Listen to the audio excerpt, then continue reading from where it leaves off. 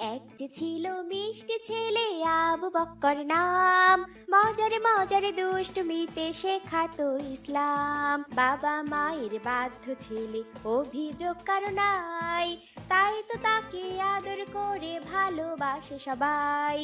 আবু বক্করের সাথে ইসলামের পথে। আবু বকর, বাবা আবু বকর, আসসালামু আলাইকুম বাবা। ওয়ালাইকুম আসসালাম বাবা, কিছু বলবে? তুমি এই অসময়ে শুয়ে আছো কেন? তোমার কি শরীর খারাপ বাবা? না বাবা, শরীর খারাপ না, এমনি ভালো লাগছে না। বাবা আবু বকর, তোমার গা দিয়ে কেমন গন্ধ বের হচ্ছে, সিগারেটের ধোঁয়ার মতো। না মানে বাবা, না মানে কি বাবা? কি হয়েছে? কোনো কি সমস্যা বাবা? তোমার গায়ে তো এর আগে এরকম গন্ধ পাইনি কখনো। কি হয়েছে বাবা? আসলে তোমাকে বলতে ভয় লাগছে। যা হয়েছে বলো বাবা, আমি তোমাকে বকা দিব না, তুমি আমার কাছে বলতে পারো। কি সমস্যা হয়েছে?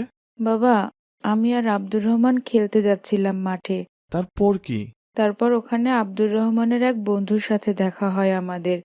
তারপর তারপর কি বাবা? কোনো ভয় নেই, বলো বাবা, বলো।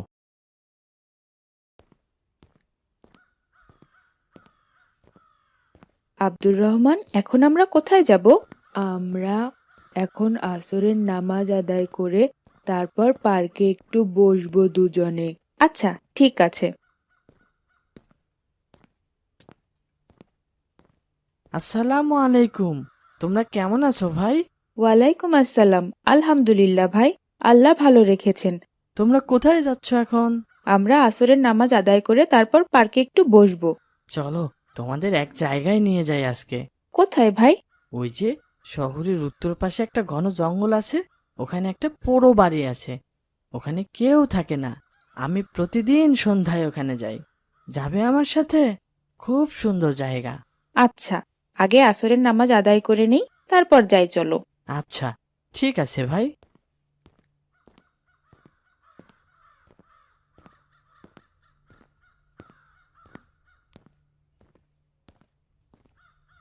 মাসুদ, তুমি এই জায়গার কথা বলছিলে ভাই? হ্যাঁ ভাই, ওই বাড়িটা দেখতে পাচ্ছ, ওখানে আমি প্রতিদিন সন্ধ্যায় আসি।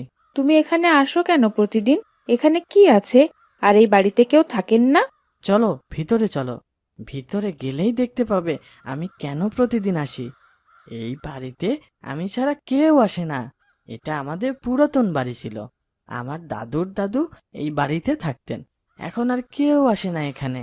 ও আচ্ছা, চলো ভিতরে যাই।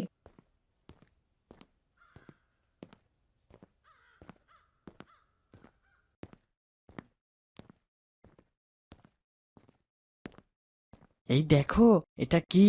এটা কি ভাই? সিগারেট আর ম্যাচ। এখানে আমি লুকিয়ে রেখেছি। প্রতিদিন এখানে এসে আমি সিগারেট খাই। তুমি এত ছোট মানুষ হয়েও সিগারেট খাও? হ্যাঁ, কি যে মজা! আমি তো প্রতিদিন এখানে এসে সিগারেট খাই, কেউ দেখতে পায় না। তাও লুকিয়ে সিগারেট খাও? সেটা তোমার বাবা মা যদি জানতে পারেন তাহলে তো অনেক বকা দিবেন। বাবা মা কখনো জানতেই পারবেন না, এই জন্যই তো লুকিয়ে খাই আমি। তোমরা খাবে ভাই? না ভাই, আমি সিগারেট খেতে পারবো না, বাবা জানলে অনেক রাগ করবেন। কেউ জানতেই পারবেন না, আমরা তো লুকিয়েই খাচ্ছি, কেউ দেখবে না। না ভাই, আমি খেতে পারবো না। মহান আল্লাহ তাআলা তো সব দেখেন, বাবা মা না দেখলেও আল্লাহ তাআলা তো দেখতে পান। যত লুকিয়েই খাও না কেন, আল্লাহ সব দেখতে পান। আরে ভাই, একদিন খেলে এমন কি হবে? দেখো কি যে দারুণ মজা, দারুণ লাগে টানতে। না থাক, আমি খাবো না, এটা খাওয়া ঠিক হবে না। তাহলে আব্দুর রহমান নাও, অনেক মজা সিগারেট খেতে। দেখো না, বড় ভাইয়েরা কি সুন্দর সিগারেট খায় আর ধোঁয়া ছাড়ে। খাওয়া কি ঠিক হবে? আমরা তো অনেক ছোট মানুষ, এই বয়সে সিগারেট খাবো? আরে ভাই, একদিন খেলে কিচ্ছু হয় না, খাও তো। আমি তো প্রতিদিন এখানে লুকিয়ে সিগারেট খাই। আচ্ছা দাও, একটা টান দেই, কিন্তু কাউকে বলবে না কিন্তু, বাবা জানলে অনেক বকা দিবেন।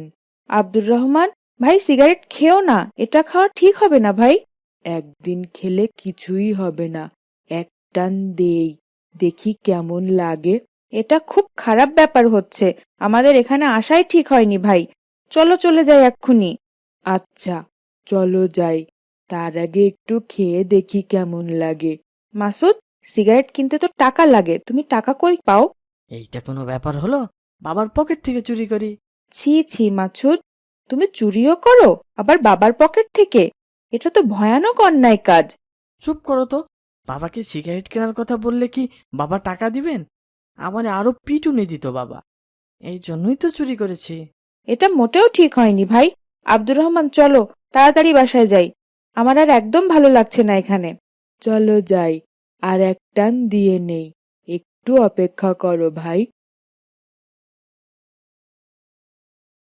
বাবা, এর জন্যই আজ মনটা ভীষণ খারাপ। আমি যদি জানতাম মাসুদ সিগারেট খাবে তাহলে আর যেতাম না। আমি অনেক লজ্জিত বাবা। ঠিক আছে বাবা, আমি বুঝেছি। তুমি আবার সিগারেট খাওনি তো? না বাবা, আমি খাইনি, ওরা খেয়েছে, ওটার ধোঁয়াতে আমার গায়ে গন্ধ হয়েছে। এই তো আমাদের ভালো আবু বকর। তুমি কি জানো বাবা, তুমি কত ভালো কাজ করেছো? যে কোনো নেশা জাতীয় কিছু খাওয়া ইসলামে মারাত্মক অপরাধ বাবা। মানুষ প্রথমে সিগারেট দিয়ে শুরু করে, এরপর ধীরে ধীরে আরো খারাপ নেশাতে ডুবে যায়। এর জন্য আমাদের নেশা জাতীয় কোনো কিছু খাওয়াই ঠিক না। বাবা, নেশা করলে কি পাপ হয়? হ্যাঁ বাবা, ভয়ানক পাপ। মহান আল্লাহ তাআলা বলেছেন, হে মুমিন বান্দাগণ, মদ, জুয়া, প্রতিমা ও লটারি এসব ঘৃণ্য বস্তুর শয়তানের কাজ। সুতরাং তোমরা এ সকল কাজ থেকে দূরে থাকো। তাছাড়া আমাদের রাসূল সাল্লাল্লাহু আলাইহি সাল্লাম বলেন, প্রতিটি নেশাদার বস্তুই হারাম।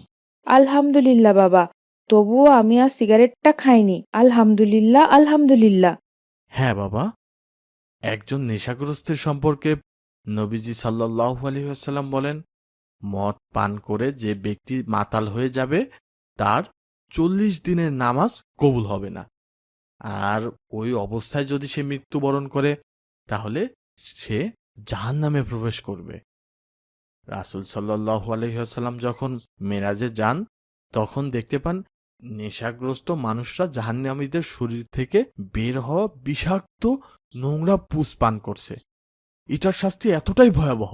বাবা, আমি এরপর আব্দুর রহমান আর মাসুদকে বুঝিয়ে বলবো ইনশাল্লাহ, আর আল্লাহর কাছে ওদের হেদায়েতের জন্য দোয়া করব।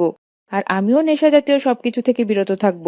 হ্যাঁ বাবা, মহান আল্লাহ তোমাকে শয়তানের ধোঁকা থেকে বাঁচিয়েছেন। তুমি আল্লাহর কাছে শুকরিয়া আদায় করবে বাবা, আর ওদেরকেও অবশ্যই বুঝিয়ে বলবে। জি বাবা, ইনশাল্লাহ। তুমি আমার অনেক ভালো বাবা। তুমিও আমাদের ভালো আবু বকর। বাবা মায়ের বাধ্য ছেলে, অভিযোগ কারো নাই। মজার মজার তাই সব তো ইসলামিক তাকে কার্টুন পেতে আমাদের আদর চ্যানেলটি করে এখনই সাবস্ক্রাইব করুন আর ভালোবাসে পাশে থাকা সবাই। বেল আইকনটি প্রেস করুন।